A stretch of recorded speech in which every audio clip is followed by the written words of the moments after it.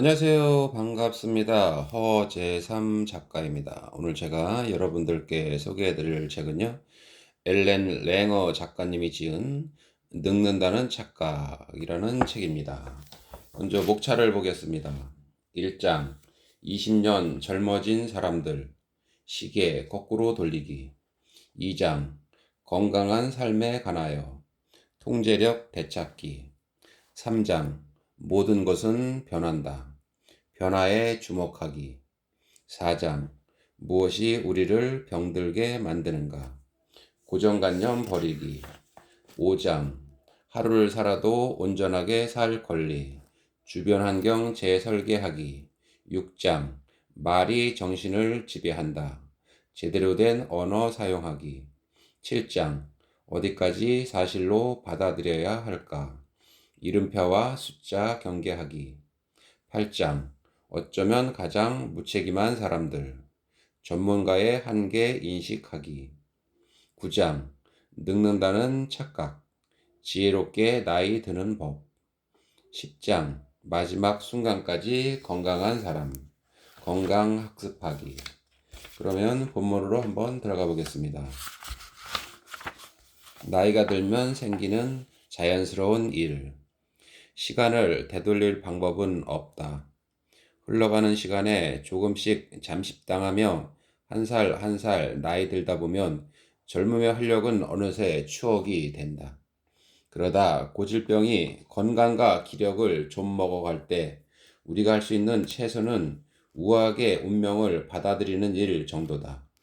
병이 찾아오면 현대의학에 몸을 의탁한 채 끝까지 희망을 잃지 않으려 애쓰지만 우리는 시간의 행진을 가로막을 수 없다. 아니, 그런데 정말 불가능한 일일까? 1970년대 동료 주디스 로딘과 나는 요양원 거주 노인들 대상으로 스스로 더 많이 결정하도록 장려하는 실험을 했다. 방문객을 맞이할 장소라든지 요양원에서 보여주는 영화를 볼 것인지의 여부, 본다면 언제 볼 것인지를 직접 결정하도록 하는 시기였다. 각자 돌볼 화분을 선택하고 그 화분을 방 안 어디에 둘지, 언제 얼마나 물을 줄지까지 직접 결정하게끔 했다. 우리의 의도는 요양원 노인들이 좀 더 의식을 집중해서 세상과 맞 부딪힘으로써 보다 충만하게 살도록 돕는 것이었다. 대조군 집단 노인들에게는 스스로 결정하라고 하지 않았다. 화분은 똑같이 지급되었지만 요양원 직원들이 돌볼 것이라 이야기했다. 1년 6개월이 지난 뒤 우리는 실험 앞뒤로 실시한 다양한 검사 결과를 바탕으로 첫 번째 집단이 더 쾌활하고 활동적이며 민첩해졌음을 확인했다. 다들 나이가 아주 많고 상당히 허약한 노인들이었기 때문에 처음에는 단순히 그들이 훨씬 더 건강해졌다는 사실에 기뻐했다. 그러다 적극적으로 생활해온 노인들의 사망률이 그렇지 못한 대조군의 절반도 안 될 만큼 낮다는 사실에 깜짝 놀라고 말았다. 대체 무슨 일이 벌어진 것일까? 나는 오랫동안 이 문제에 대해 고민했다. 고민 끝에 내린 답은 선택의 힘과 그 힘에서 파생된 개인의 통제력 증가가 비슷한 노인들에게서 서로 다른 결과를 낳았다는 것이었다. 이 답에 꼭 들어맞는 사례를 제시할 수 없었기에 우리는 후속 연구로 이 믿음을 입증할 작정이었다. 20년 더 젊게 살 수 없을까? 우리의 연구는 훗날 뉴 에이지라고 불리는 운동의 초창기에 시작되었다. 종교적, 철학적으로 인간의 마음을 들여다보려고 하는 뉴 에이지 운동의 영향력이 아직 심리학에까지 미치지 않아 미국 내 연구소들이 몸과 마음의 연결에 대해 연구하기 훨씬 이전이었다. 이 무렵 좀처럼 떨쳐버릴 수 없는 질문이 하나 생겨났다. 비물질적인 정신에서 물질적인 육체로 이어지는 연결고리의 본질은 무엇일까? 이런 연결성의 본보기에는 우리 주변에 널리 있다. 쥐를 보면 맥박이 빨라지고 피부에 땀이 배어 나오면서 공포의 징후가 나타난다. 소중한 사람을 잃는 상상에는 혈압이 상승하고 누군가 구토하는 모습을 보면 육지기가 올라온다. 이처럼 몸과 마음의 연결성을 보여주는 증거가 널려 있음에도 그 의미를 제대로 이해하는 사람은 거의 없다. 단지 선택권을 주었을 뿐인데 이렇게 엄청난 결과로 이어졌다는 것은 우리에게도 신기하고도 놀라운 일이었다. 그 후 나는 선택하는 과정이 의식의 집중을 초래하며 다른 사람들과 마찬가지로 유리 또한 무심한 상태였기 때문에 실험 결과를 의외로 받아들였다는 점을 깨달았다. 몸과 마음을 이분법적으로 나누는 것은 개념에 불과할 뿐 둘을 분리하지 않은 시각이 더 유용할 수도 있음을 깨달은 것이다. 정신과 육체를 본래대로 결합해서 다시 한 사람이 된다면 우리가 어디에 마음을 두든 몸도 따라갈 수밖에 없다. 마음이 진정 건강한 곳에 있다면 반드시 몸도 따라갈 것이므로 마음을 변화시키면 몸도 건강해질 수 있다. 이어지는 의문은 한계에 관한 것이었다. 정신은 어느 정도까지 육체에 영향을 미칠까? 갓 구운 도넛을 냄새만 맡으며 먹는다고 상상할 때도 혈당 수치가 올라갈까? 평소 치아 상태가 최상이라고 자신하는 사람들은 치아 X선 촬영 결과가 더 좋게 나올까? 젊은 나이에 대머리가 된 사람들은 스스로 빨리 늙는다고 여기기 때문에 생리적으로도 머리숱이 많은 사람보다 신체 나이가 더 많게 나올까?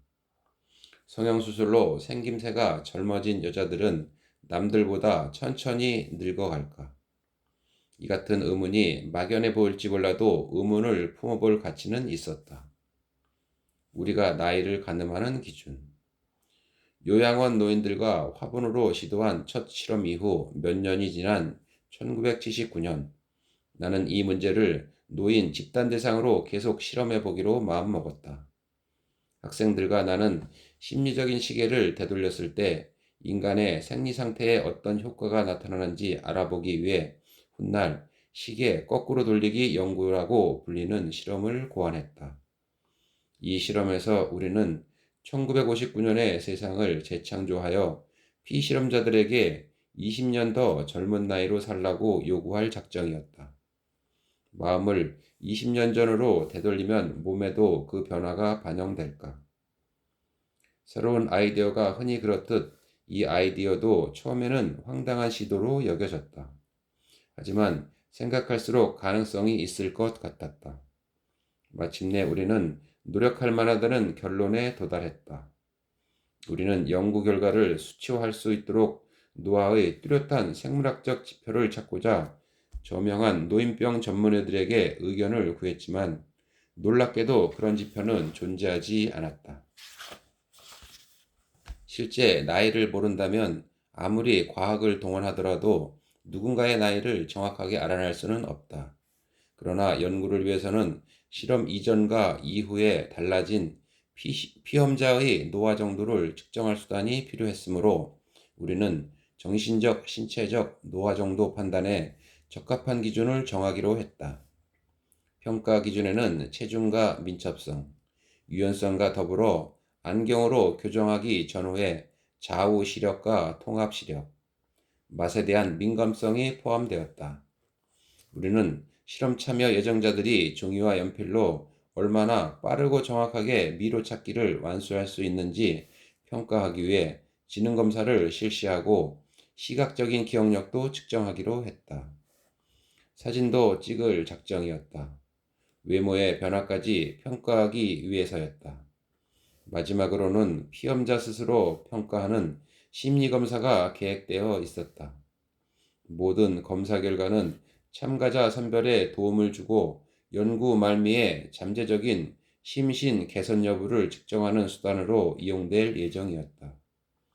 우리는 70대 후반부터 80대 초반까지의 노인들을 모아 일주일간 조용한 시골집에서 함께 지내며 과거 이야기를 나누면서 옛 추억에 관해 연구한다는 내용으로 지역 신문과 전단에 광고를 실었다. 연구를 단순화하고 방 배정과 세부 계획이 쉽도록 대상은 남성으로 제한했다. 우리는 환자가 아니면서 계획된 활동과 토론에 적절히 참여 가능한 남성을 원했다. 소문이 퍼져나가자 많은 젊은이가 연구에 대해 자세히 알고 싶어 하며 우리 연구가 연로한 부모님에게 어떤 이득이 될지를 물었다. 1959년으로 시간을 되돌리다. 나를 포함한 연구팀은 노인들이 일주일간 조용히 지낼 곳을 찾아 여러 도시를 돌아다녔다. 현대적인 편의시설이 거의 없어 세월의 흐름과 무관해 보이는 곳이 연구 장소로 적합했다. 마침내 우리는 뉴햄프셔주의 피터버러에 있는 옛 수도원을 찾아냈다. 완벽한 장소였다. 우리는 그곳을 단장해 1959년에 복제품을 만들어냈다. 참가자 가운데 실험군은 일주일간 그곳에서 지금이 1959년인 것처럼 지낼 예정이었다. 모든 대화와 토론을 현재 시제로 이루어질 계획이었다. 우리는 모든 참가자에게 전반적인 설명과 일주일의 대략적인 일정, 예를 들면 식사 메뉴, 당시 영화와 정치 상황에 대한 토론 집단, 매일 저녁 시간의 활동 내용이 포함됨, 수도원의 평면도, 각자 방의 위치 표시가 담긴 안내문 꾸러미를 우편 발송했다. 참가자들에게 잡지나 신문, 책, 가족 사진도 1959년 이후의 것은 절대 가져오지 말라고 당부했다. 또한 1959년 당시인 듯 간단한 자기소개서를 써달라고 한 뒤 젊은 시절의 사진을 요청해 다른 참가자 전원에게 그 사진을 보냈다. 두 번째 집단인 대조군은 일주일 뒤에 별도의 은둔 실험을 진행했다.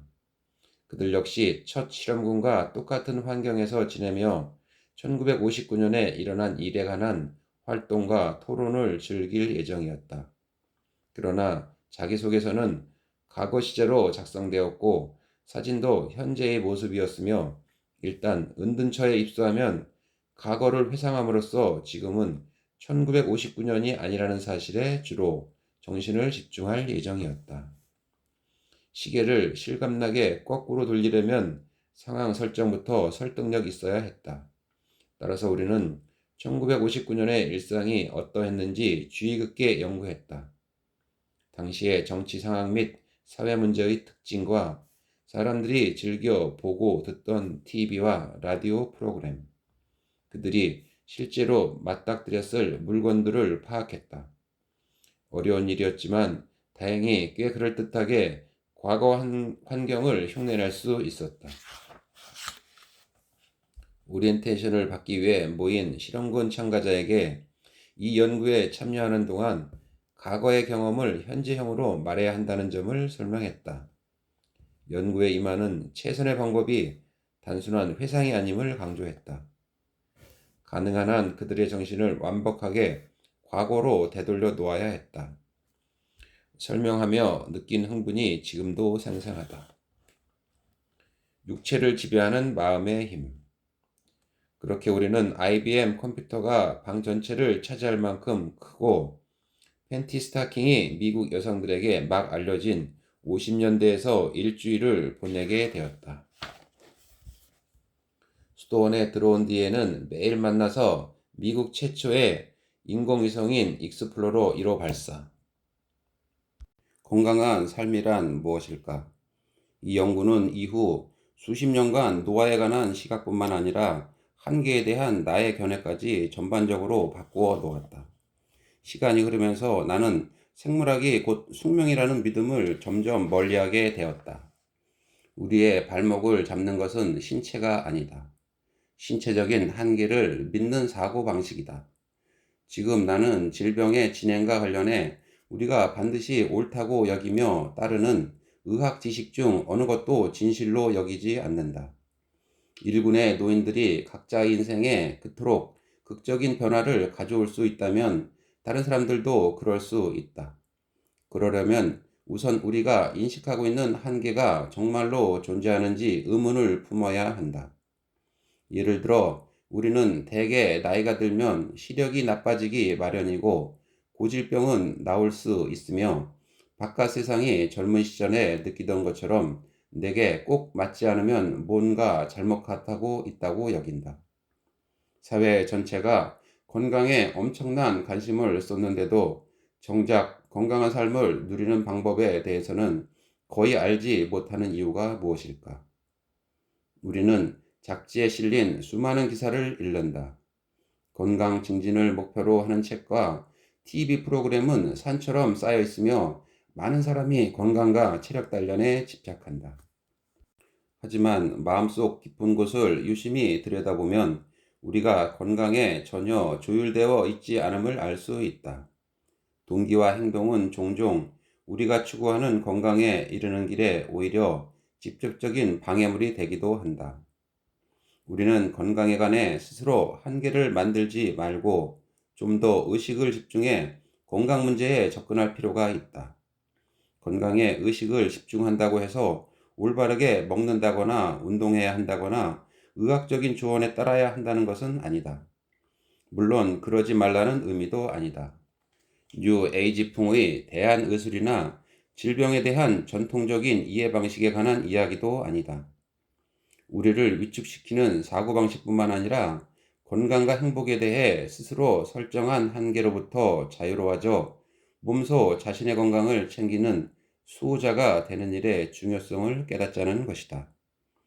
변화의 방법을 배우려면 먼저 어떻게 잘못된 길을 가고 있는지부터 알아야 한다. 2장 건강한 삶에 관하여 통제력 되찾기. 의학서적을 찾아 읽고 여러 의사의 조언을 구하면서 그의 상태는 더욱 나빠졌다. 병세가 워낙 미미하게 악화되었고 하루하루 차도를 비교해보면 달라진 것이 거의 없었기 때문에 그는 자신을 속일 수 있었다. 하지만 의사의 조언을 구하면 모든 것이 매우 빠르게 악화되고 있는 듯했다. 그럼에도 불구하고 그는 아랑곳 없이 계속 의사를 찾아가 상담했다. 이달 들어서 또 다른 저명한 의사를 찾아갔는데 이 명의는 처음 만난 의사와 거의 똑같은 소견을 내놓으면서도 약간 다른 관점에서 문제를 제기했다. 이번 상담도 이반 일리치의 의구심과 공포만 더욱 악화시켰다. 옆구리의 통증은 갈수록 심해져 도무지 멈추지 않을 기세였다. 입안에서 느껴지는 맛도 점점 더 기묘하게 변해 입안에서 뭔가 역한 냄새가 나는 것처럼 느껴졌고 기력과 함께 입맛도 사라졌다. 레프 톨스토이 이반 일리치의 죽음. 모든 것이 나이 때문일까? 여행 가방을 든 8명의 할아버지는 각자의 방에 도착했다. 개인에게 주어진 각각의 방은 딱히 고급스럽지 않았지만 1950년대 물건으로 보일 만한 도자기나 꽃병 같은 물건이 간간히 놓여 있었다. 요양원에서 일주일을 보내리라 짐작하던 실험 참가자들은 시간을 초월한 이 같은 환경에 놀라워했다. 요양원에서 지내보지 않은 사람이 그곳의 삶을 상상하기란 쉽지 않다. 개인의 방으로 이어지는 문이 언제나 열려 있고 모든 일이 나를 위해 이루어지지만 일정에 내 의사가 반영되지는 않는다. 식사는 물론이고 샤워는 언제 할지, 어디에 갈 수 있고 없는지 결정하는 일이 모두 나의 권한 밖이다. 요양원에서 노인 환자들과 처음 일을 시작했을 때 나는 눈앞에 펼쳐진 광경에 서글퍼졌다. 노인들은 할 일 없이 그저 멍하니 앉아 있었다. 그들에게는 어떤 식으로든 삶에 대한 선택권이 주어지지 않았다. 노인들의 방문이 왜 열려 있는지 묻자 문을 닫으면 화재 위험이 있다는 답이 돌아왔다. 그러나 마지막 화재가 언제인지 묻는 질문에 대한 대답은 한 번도 없었다는 것이었다. 우리는 모든 참가자에게 20년 전에 누리던 사생활을 제공하고 책임을 요구했다. 네, 오늘 저는 여기까지 읽어드리고요. 다음에 새로운 책을 가지고 찾아뵙겠습니다. 감사합니다.